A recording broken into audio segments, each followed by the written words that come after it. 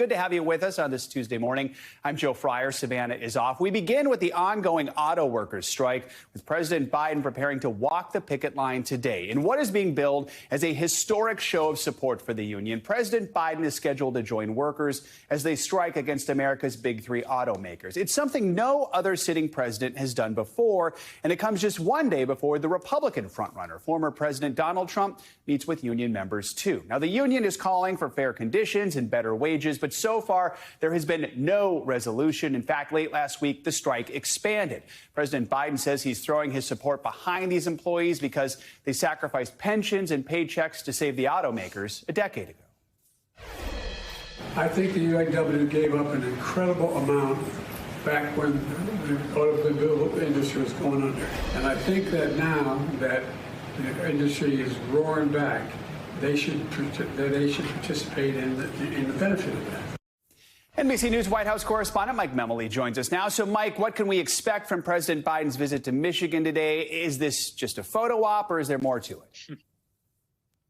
Well, Joe, you lay it out well. This really is a important, symbolic, and yes, historic moment for President Biden. We have never seen, we've talked to historians as well. They say we've never seen a sitting president do what President Biden will do today, which is join union workers striking on a picket line. And this is an industry that is very important and close to the president's heart, both as vice president and as president.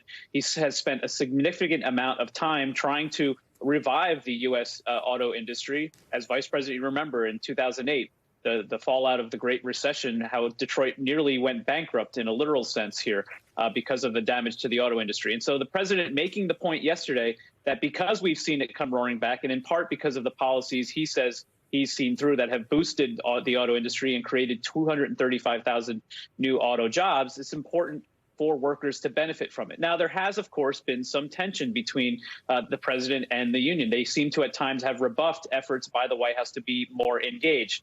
Yesterday at the White House, we pressed Karine Jean-Pierre, the press secretary, about whether the president, by making this appearance today, is siding with workers in every demand that they're making. They say no, that he's not picking sides in this dispute, but it is important for him. This is, remember, a president who has styled himself as the most pro-labor president in U.S. history, supporting efforts by the workers to collectively bargain. And yes, Joe, we can't escape the politics. This is a battleground state. This is a potential rival of his joining workers tomorrow to do just the same. You can see this as almost the first real kickoff of a general election rematch between Biden and Trump.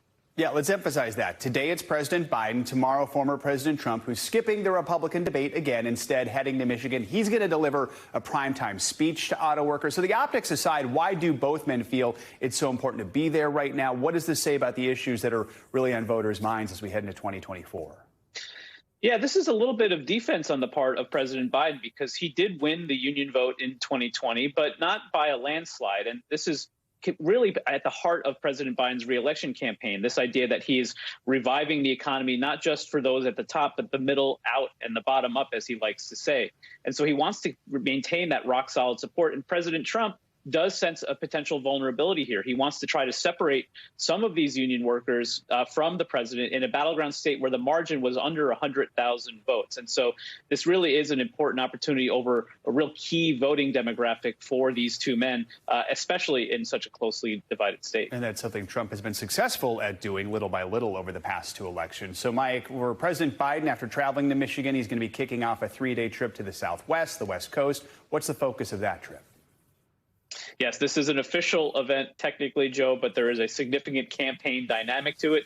We are in the last week of the month and the last month of the fundraising quarter. And so the president will have 3 fundraisers scheduled while he's in San Francisco, as well as Phoenix. He's going to be meeting with his Science and Technology Council in San Francisco that tends to have a discussion, especially these days, about artificial intelligence. But the real centerpiece of this trip is going to be when he travels to Phoenix, visits the McCain Center out there to deliver what the White House is billing as a major speech about threats to democracy, but also bipartisanship. Consider, again, the general election dynamic here. Democracy, the threats to democracy have been real central to the president's message against his predecessor. But he's also going to be talking about bipartisanship at a moment we're heading towards a government shutdown as well. All right. Mike Memoli kicking us off this hour. Mike, thank you so much. Now, the clock is ticking for Congress, which now has just 4 days to pass a stopgap funding bill, or else the federal government is going to shut down. With little progress to report, some Americans will soon face difficult consequences without those critical government services. NBC News senior Capitol Hill correspondent Garrett Hake explains. With just days to go until a possible government shutdown, millions of federal workers are preparing for potentially difficult economic weeks ahead. At a Washington warehouse, volunteers are preparing for the practical impact of the political impasse looming 5 miles south on Capitol Hill. We know that when budgets are stretched, food is the first thing to go. The Capital Area Food Bank is now planning for a possible surge of 100,000 people in the D.C. region needing food assistance soon if the government shuts down this weekend. Think about the cleaning crews, the food service, those who have food trucks outside of, government buildings and offices. A shutdown would divide some 4 million federal employees nationwide into two groups: essential workers, including active duty military, border patrol, and air traffic controllers expected to keep reporting for work, and furloughed workers simply sent home. Neither would see a paycheck until the government reopens. We're doing a lot of belt tightening. Wisconsin's Social Security claims specialist and single mom, Jessica LaPointe, expects to work without pay. This has to be hard to discuss with your family. Yeah, I have an 11-year-old son who has been asking to go to Disney World for most of his life. We're looking at having to postpone that trip in order to just stay afloat during this unknown period. A shutdown would also slow services like food safety inspections and applications for passports and small business loans. The White House claims 10,000 kids would immediately lose access to Head Start, and funding for WIC, a nutrition program that helps low-income women and young children, would dry up within days. Members of Congress, who will continue to be paid, have until midnight Saturday to strike a deal. I never quit, even when the time runs out, so we'll get it done. Speaker McCarthy's current plan is to line up votes on bills backed by conservatives and pair government funding with conservative border policy, hoping to earn votes on something he knows Democrats ultimately won't support. He's also warning his hardliners that a shutdown only makes their negotiating position weaker. All right, Garrett Hake, thank you so much. Let's go from current federal workers to those who have already served their country. Concerns are mounting about the impact a shutdown will have on our veterans' ability to get medical care. Joining us now, NBC News Capitol Hill correspondent Ali Vitale. She talked with a group of veterans who say they're worried about getting care in a system that's really already strained, and if a shutdown happens. Ali, good morning. Yeah, that's exactly right, Joe. Good morning, because Garrett broke down the political landscape there and what some of the impacts could be if a shutdown happens. Because, yes, a shutdown can be bad, but there are already problems out there that can be made worse by it. Watch. We started advocating for this VA clinic back in 2003. It took Tino Adame more than 2 decades to get a new VA clinic in his hometown of Stockton, California. We used to go to meetings and we started joking about hopefully it'll open up before we're pushing up daisies. But it's not just about getting a new facility. We need this clinic to open with doctors, fully staffed. This rural community, about an hour from San Francisco, falls prey to a national trend. Veterans struggling to access health care because there aren't enough providers to see them. We have the longest wait times anywhere in California. If you're in Stockton, you have to wait 80 or even 90 days, even 100 days. I talked to a veteran recently who wasn't able to get a refill on his diabetes medication. He ended up losing his leg. Harder says that here, the number of working primary care physicians has been cut in half just this year alone. As of 2022, more than 2,500 VA facilities face severe occupational shortages, a 22% increase from a year before. The resulting backlog, wait times, and rarely returned inquiries are why dozens of veterans like Adame, as well as caregivers like Leslie Stotts, packed into this town hall on a Friday afternoon here. My husband, he's a Vietnam vet.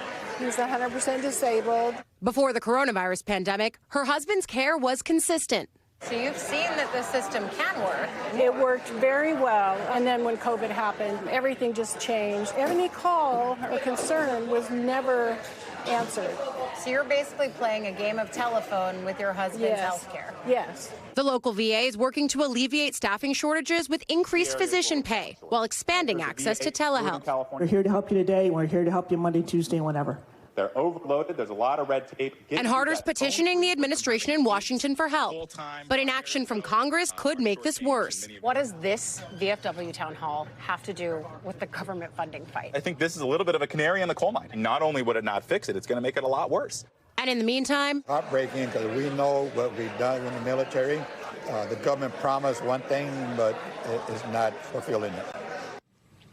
And look, Joe, you heard Tino there. He calls it heartbreaking because he's served his country, and now the institutions that are in place that are supposed to now serve him are not doing that for Tino and his fellow veterans. I have to tell you, I was at this town hall all day on Friday a few weeks ago. It was packed, people just looking for answers. There was a lot of frustration and a lot of disappointment. And I think it's important as we start tracking this political government shutdown, the idea that Americans just like these are the ones that are going to be impacted. Already things are bad, but by furloughing, for example, VA workers, this is a situation that could only get worse. I do think it's important that while those furloughs would have an impact, Congressman Harder, who we spoke to there, has been, yes, petitioning the administration for more help and urgency around this issue, but he's also trying to put an amendment into one of these spending packages, specifically into the Veterans Appropriations Bill, that would allow them to just better study this issue, because, of course, you can't solve it without recognizing how big the scope actually is. All right, Joe? Allie Vitale with a closer look at just the human impact of this potential shutdown. Allie, thank you so much.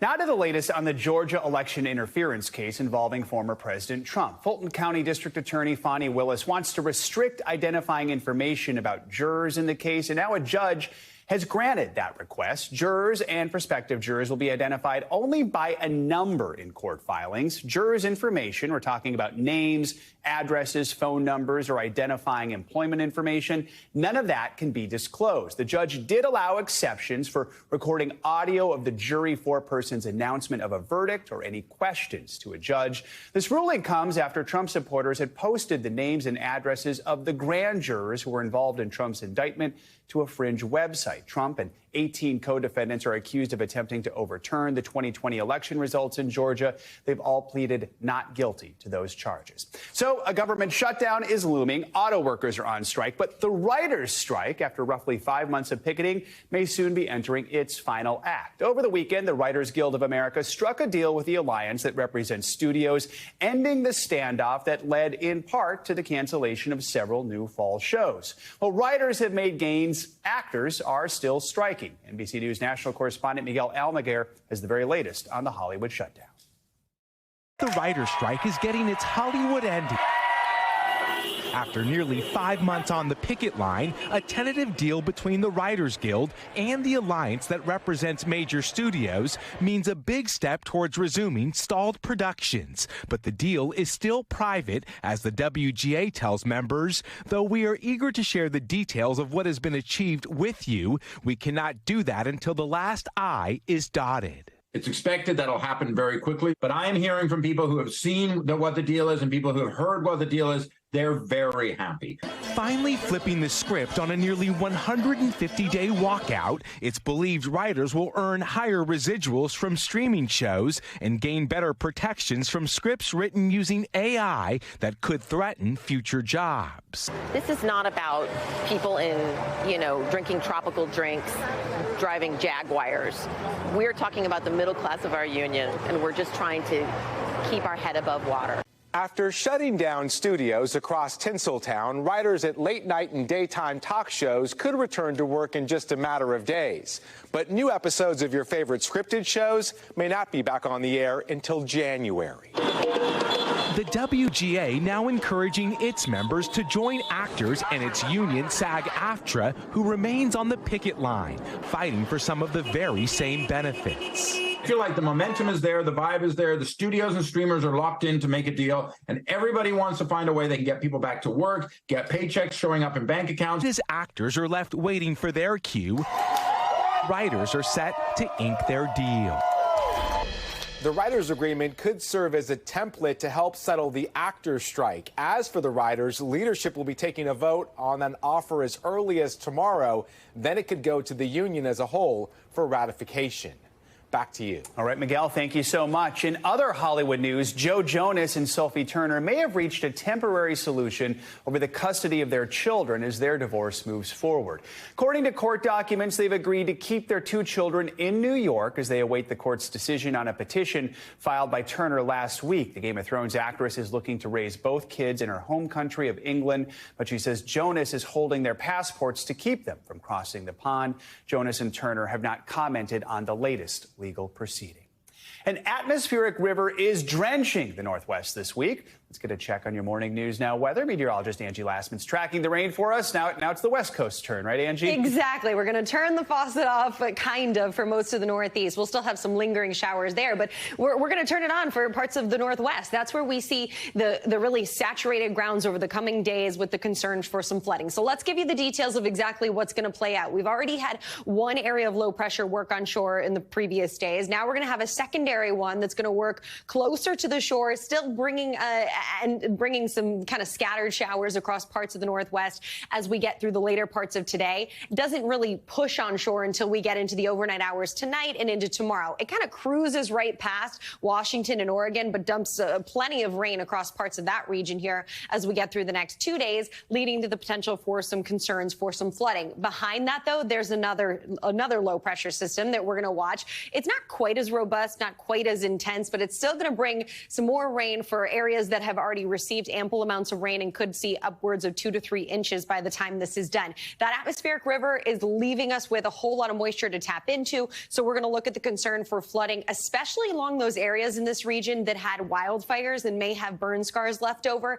That we know is always problematic when it comes to flash flooding. So something that we'll watch not just today, but really through Thursday. The rain will be really good for an area that definitely needs some relief from drought. So that'll be the helpful part of this. But again, all of it happening at once is going to be a little problematic. Speaking of rain, we've also got some issues across parts of the Southeast, mainly the state of Florida, going to be kind of unsettled through the next couple of days. We've got some rain that's going to develop with this pesky kind of stationary front sticking around. But the rainfall intensity rates are going to be pretty impressive. So we'll see maybe 3 inches per hour at some point. So we'll watch for the flooding concern across Florida as well as we get into Thursday. That'll be something that you'll want to take note of. And how about those temperatures across, well, the South? They're still into the 90s, low 90s, that is, for Little Rock and Dallas, but still running above normal. Triple digits will remain in Phoenix. The ends of the country are looking below normal, but most everybody across the midsection is quite warm through the afternoon hours today, or at least above normal for where we should be. Kansas City hits 80 degrees tomorrow. Mid-70s along the coast tomorrow for Charlotte. We'll end up, though, kind of moderating out, Joe, as we get into Thursday, Friday. New York will be into the upper 60s and low 70s by the weekend. This morning, I was like, I'm cold. It is cold. Yeah, I've noticed you were cold. It's like a heat sandwich. It's like the heat's in the middle of the country. Term. I'm going to have to use that heat now. Sandwich. I go. By the way, you are wearing your Taylor Swift Kansas City Chiefs red, I'm right? a big fan, is that intentional? Of which? Taylor Swift or the Kansas City Chiefs? Taylor Swift, Travis Kelce, them together. All right, well, that's good. Thanks for watching. Stay updated about breaking news and top stories on the NBC News app or follow us on social media.